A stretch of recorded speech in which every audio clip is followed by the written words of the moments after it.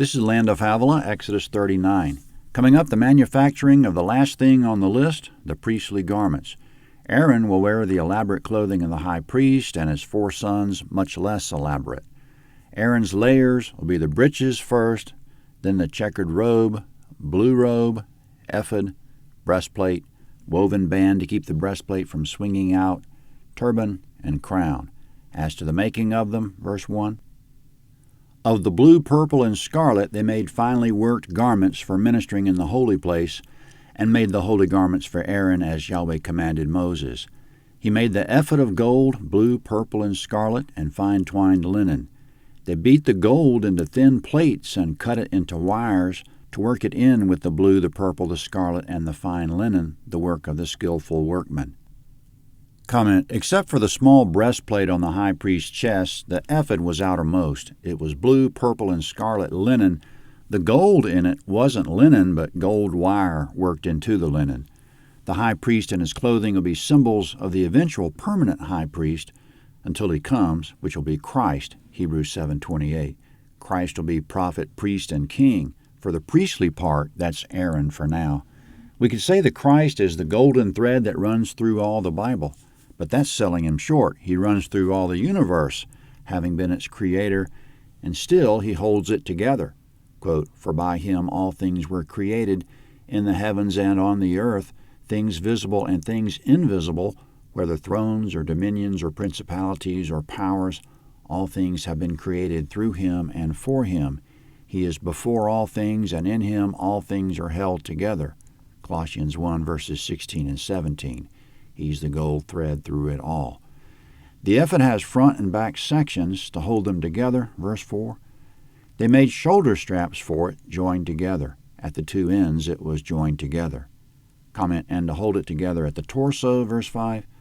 The skillfully woven band that was on it, with which to fasten it on, was of the same piece, like its work, of gold, of blue, purple, scarlet, and fine twined linen, as Yahweh commanded Moses. Comment, each shoulder strap will have an onyx stone engraved with the names of the tribes, 6 names on one and 6 on the other. Verse 6. They worked the onyx stones enclosed in settings of gold, engraved with the engravings of a signet, according to the names of the children of Israel. He put them on the shoulder straps of the ephod to be stones of memorial for the children of Israel, as Yahweh commanded Moses. Comment, the stones are a memorial for the children of Israel. A memorial is a memory aid. But whose memory is it that needs aiding? Yahweh's? Nope, Israel's. Israel should remember that they're always on Yahweh's mind. Yahweh said, I will not forget you, Isaiah 49:15. Christians have been grafted into Israel, Romans 11:17, so we can assume our names are ever before God as well. The thief on the cross said, Lord, remember me when you come into your kingdom. Jesus said he would, quote, assuredly I tell you, today you will be with me in paradise, end quote. Now speaking of Bezalel and the linen breastplate that he made with 12 stones in it, verse 8, he made the breastplate the work of a skillful workman, like the work of the ephod, of gold, of blue, purple, scarlet, and fine twined linen. It was square. They made the breastplate double. Its length was a span, and its width a span, being double.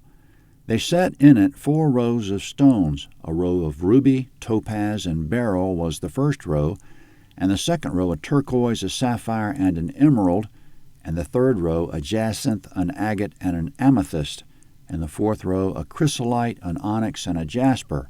They were enclosed in gold settings. The stones were according to the names of the children of Israel, 12 according to their names, like the engravings of a signet, everyone according to his name, for the 12 tribes. Comment, speaking of the stones, Yahweh said, quote, they shall be on Aaron's heart, Exodus 28:30. We are the first and foremost thing on God's heart. How well was that breastplate with those names attached to Aaron? In verse 21 coming up, it'll be, quote, so it might not come loose. There'll be 7 verses about it not coming loose. Verse 15. They made on the breastplate chains like cords of braided work of pure gold. They made 2 settings of gold and 2 gold rings, and put the 2 rings on the 2 ends of the breastplate. They put the 2 braided chains of gold in the 2 rings at the ends of the breastplate.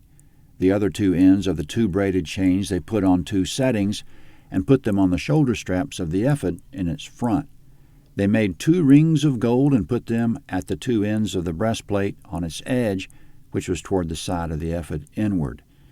They made 2 more rings of gold and put them on the 2 shoulder straps of the ephod underneath in its front, close by its coupling, above the skillfully woven band of the ephod.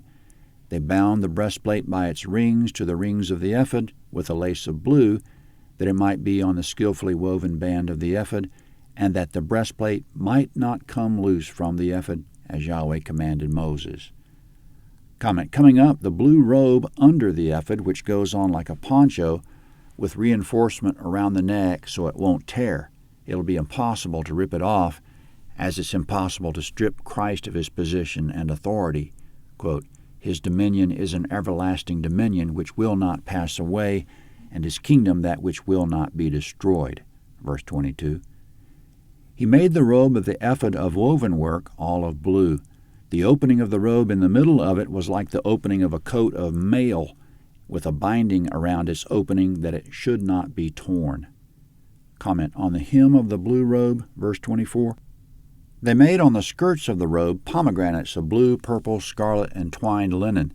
They made bells of pure gold and put the bells between the pomegranates around the skirts of the robe, between the pomegranates. A bell and a pomegranate around the skirts of the robe to minister in, as Yahweh commanded Moses. Comment: the hem of the robe had free-hanging linen pomegranates all the way around, alternating with gold bells. The bells were functional ringing bells, Exodus 28:35. Aaron will be tinkling with every move. Aaron's representative of the Lord Jesus Christ, continually sounding, and the Lord will continually deliver his word to us through the prophets. God declares his entire counsel to us, holding nothing back. Quote, surely the Lord Yahweh will do nothing unless he reveals his secret to his servants the prophets. Amos 3:7. As to the pomegranates, he makes us fruitful. Jesus said, quote, I chose you and appointed you that you should go and bear fruit, and that your fruit should remain. John 15:16. If we listen to his word continually as the continuing tinkling of the bells, we'll be fruitful. The sound was so that Aaron, quote, would not die. Exodus 28:35. Christ is the word of life. 1 John 1:1. In verse 1 of this chapter, Aaron's colorful and ornate clothing was for ministering in the holy place. Coming up, when Aaron's not ministering in the holy place, he'll have other clothing in common with his sons. There's no mention of color, stones, engravings, or crowns. Verse 27. They made the coats of fine linen of woven work for Aaron and for his sons, and the turban of fine linen, and the linen headbands of fine linen, and the linen breeches of fine twined linen. Comment: now back to Aaron only. The sash coming up will go around his head along with some blue lace to bind the gold crown in front. Exodus 28:37. Verse 29. And the sash of fine twined linen, and blue and purple and scarlet, the work of the embroiderer, as Yahweh commanded Moses. They made the plate of the holy crown of pure gold, and wrote on it a writing like the engravings of a signet, holy to Yahweh. Comment: the stated purpose of the crown was so that Yahweh would accept all the gifts of the children of Israel.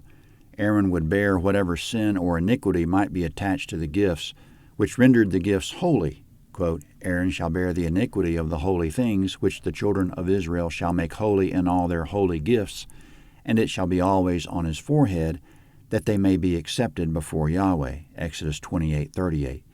We might get the idea that nothing we have would make an acceptable gift to God, because anything we might come up with would be far beneath him, which is correct. But through Christ our gifts are holy. In man's unsanctified condition, everything about us is filthy and unholy to Yahweh, including any gift or service we might offer up to him. Quote, but we are all as an unclean thing, and all our righteousnesses are as filthy rags. Isaiah 64:6. Apart from Christ, there's nothing we can do for him, nothing we can give him that he'll accept. No one at the time of Moses or at any time can go straight to Yahweh to say, do, or offer anything. We must present ourselves and our gifts through Christ, as the Israelites presented all their gifts to God through Aaron. Still speaking about the crown, verse 31. They tied it to a lace of blue to fasten it on the turban above, as Yahweh commanded Moses. Comment: the sash and lace worked together to fasten the crown on Aaron's forehead, but the exact arrangement isn't clear. Coming up, the work is complete. Verse 32. Thus all the work of the tabernacle of the tent of meeting was finished. The children of Israel did according to all that Yahweh commanded Moses, so they did. They brought the tabernacle to Moses, the tent with all its furniture, its clasps, its boards, its bars, its pillars, its sockets, the covering of ram skins dyed red, the covering of sea-cow hides, the veil of the screen, the ark of the testimony with its poles, the mercy seat, the table, all its vessels, the showbread, the pure lampstand, its lamps, even the lamps to be set in order, all its vessels, the oil for the light, the golden altar, the anointing oil, the sweet incense, the screen for the door of the tent, the bronze altar, its grating of brass, its poles, all its vessels, the basin and its base, the hangings of the court, its pillars, its sockets, the screen for the gate of the court, its cords, its pins, all the instruments of the service of the tabernacle for the tent of meeting, the finely worked garments for ministering in the holy place, the holy garments for Aaron the priest and the garments of his sons to minister in the priest's office. According to all that Yahweh commanded Moses, so the children of Israel did all the work. Moses saw all the work, and behold, they had done it as Yahweh had commanded. Even so they had done it, and Moses blessed them. Comment: in verse 43, Moses inspected the work and found it to be just what Yahweh ordered. He blessed them. He must have been pleased with it. Exodus 40 is next at landofhavilah.net, the last chapter of the book. They'll erect the tabernacle, and Yahweh will have a surprise for them. Exodus 40.